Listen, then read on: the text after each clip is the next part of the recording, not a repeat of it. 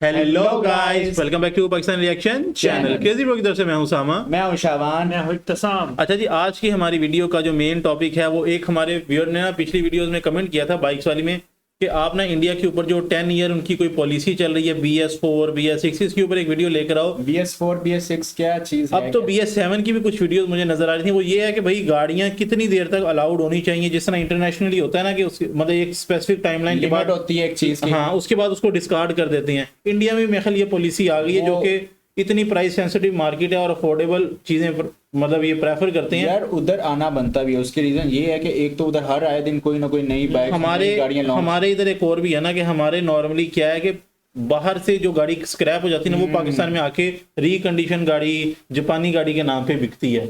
हमारे जापानीज जो चूना लगाते हैं बिल्कुल। और हमारे 21 मॉडल से पिछली गाड़ी आप यहाँ भी इंपोर्ट कर सकते हो, उससे अगली नहीं।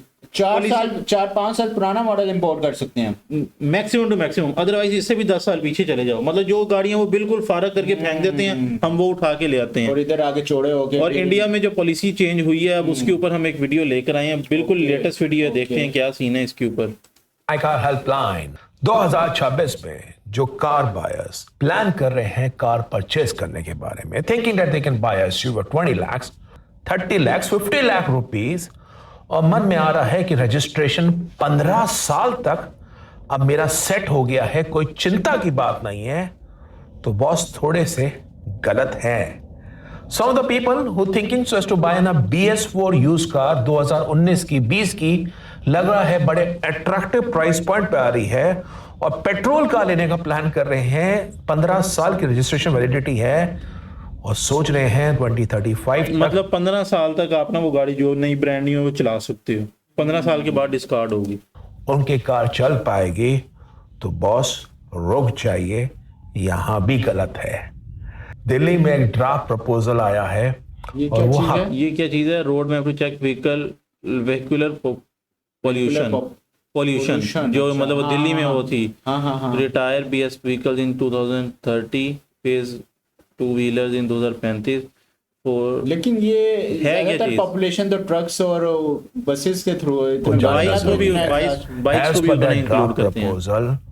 2030 के बाद कोई भी Bharat stage 4 registered car would not be allowed to be driven in Delhi and NCR road, irrespective whether it's a petrol or a CNG or a diesel car.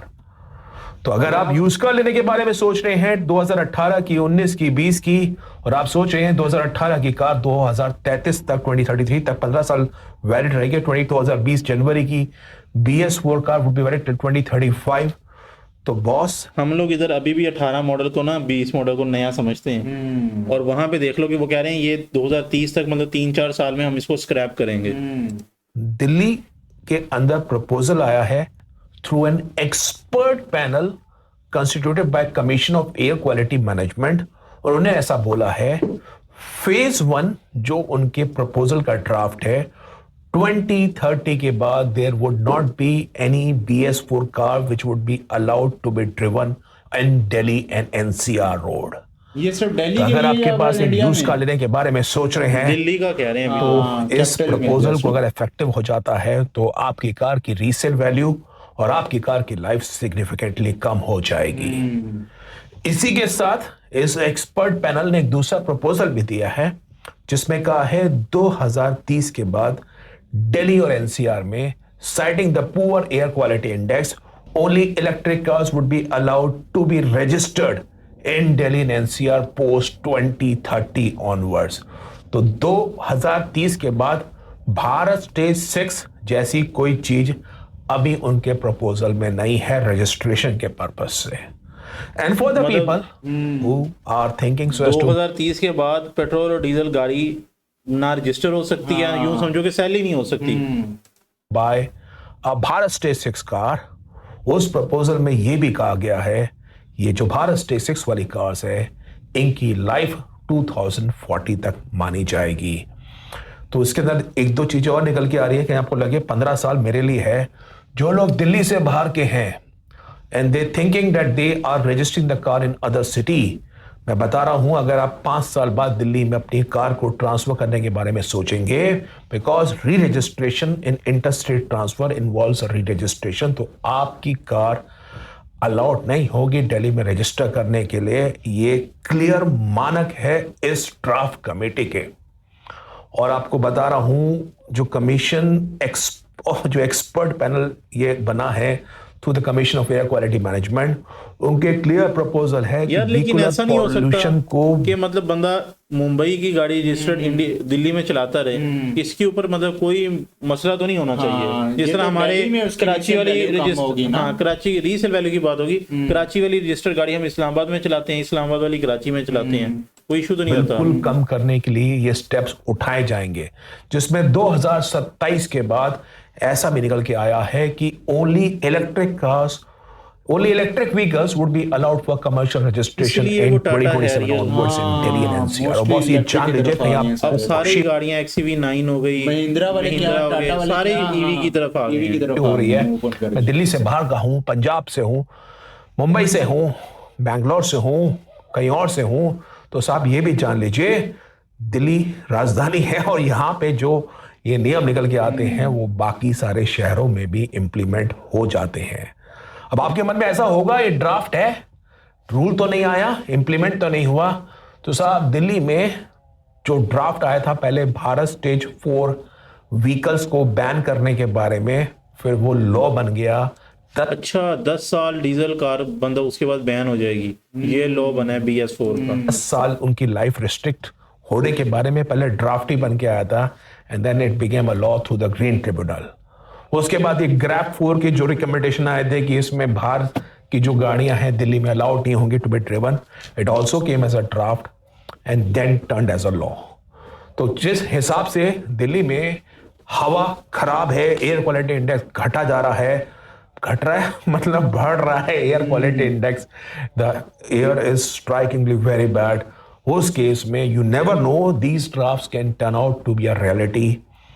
और आप उस केस में जो भारत स्टेज 4 की यूज कार्स जिनके पास हैं या people applying to buy a BS4 car, I am telling you if this turns to a reality 2030 would be the end of these cars और एक बड़ा रीसेल वैल्यू पे फर्क पड़ेगा। अब आप सोचेंगे कि मैं दूसरे शहर में गाड़ी बेच दूंगा NOC लेके, तो साहब जब इतनी सारी गाड़ियां दिल्ली नंबर के अंदर BS4 वाली गाड़ियां बिकने को आ जाएंगी, बिकॉज और अदर व्हीकल ओनर्स भी सोचेंगे मेरी कार की रीसेल वैल्यू खत्म होने वाली है, तो इन सभी कार्स में because of the mass number of the cars, in cars की रीसेल वैल्यू पे बिल्कुल फर्क पड़ेगा। वही बात होगी ना सप्लाई एंड डिमांड वाला रूल कि भाई सप्लाई ज्यादा हो जाएगी तो डिमांड ऑटोमेटिक कम हो जाएगी उसकी। जो BS6 वाली कार्स हैं जो दूसरे शहरों में हैं, यार हम लोग ऐसे ही खुश होते रहते हैं कि भाईजान ये जो सी इनकी गाड़ियां सस्ती इतनी, ये तो वैल्यू ही की 10-15 साल की है टोटल, उसके बाद गाड़ी किसी काम की नहीं, इतनी VIP transferable jobs. I am again telling you, Pakistan के बारे में अगर दिल्ली नंबर की आपके पास कार नहीं हुई और आप दूसरे शहर की कार, हमारे पास 1976 1970 बड़ा फखर से लोग लेके रोड पे निकलते हैं, मेरे पास ये 1980 का मॉडल है। और उसको वो सुनील मंच का इंटरव्यू देखे हैं ना काफी सारे, उसको कहते हैं कि ये बड़े अच्छा है, यानी कि इस चीज को समझा जाता है कि इसने एक पुराना मॉडल रखा हुआ है इतना संभाल। और सोच रहे हैं कि अभी फ्यूचर में दिल्ली आएंगे और अपनी कार को रजिस्टर करवा पाएंगे तो 2000 और लोग यहाँ पे कह रहे हैं कि भाई ये हम विंटेज कार की बात नहीं कर रहे, हम बात करें 2000 2005 मॉडल 10 मॉडल इनकी बात कर रहे हैं कि भाई वो इतने थके हुए मॉडल हैं। दो मेहरान 2005 मॉडल कितने की 4-5 लाख रुपए की भी मिलती है यहाँ पे 2005। और अगर भी यहाँ कहीं पे आपको स्क्रीन पे हम ना उसका वो दिखा देंगे शक्ल सूरत 2005 मॉडल दिखती कैसी है, ना उसमें AC होता है, ना उसके मतलब कोई एयर बैग होते हैं और ना ही उसके शॉक्स होते हैं, कमानियां नहीं होती जो ट्रक वाली उसके ऊपर होती है। मेहरान से रिलेटेड एक मारुति की उधर भी गाड़ी है, वो भी काफी ज्यादा मेरे ख्याल अभी चल रही है कि नहीं चल रही होगी, खत्म हो मेरा तो नहीं ख्याल के भी चल रही होगी क्योंकि 3-3 लाख में मेहरान जैसी है, सही बताइएगा हमें। Registration would not be allowed of any other car other than the electric vehicles जो इस ड्राफ्ट प्रपोजल में कहा गया है। तो EV ही आने वाली है। अब मुझे नहीं पता कि दिल्ली में इतना बड़ा इंफ्रास्ट्रक्चर NCR जोन में कैसे सेटअप हो जाएगा। अभी जो CNG के स्टेशन हैं आपको पता ही है, जो कमर्शियल वाहन है वो CNG में कैसे लाइन लगा के खड़े रहते हैं। EV कार को चार्ज होने में समय लगता है। These so many cars come in, I am not sure how would the future be acting for this way.